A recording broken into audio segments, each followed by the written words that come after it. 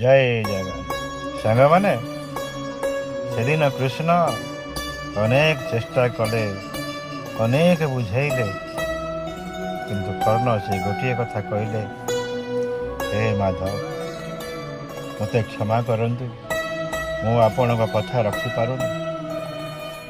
କେବଳ ଏଇଥିପାଇଁ ଯେ ଦୁର୍ଯ୍ୟୋଧନକୁ ମୁଁ କଥା ଦେଇ ସାରିଛି।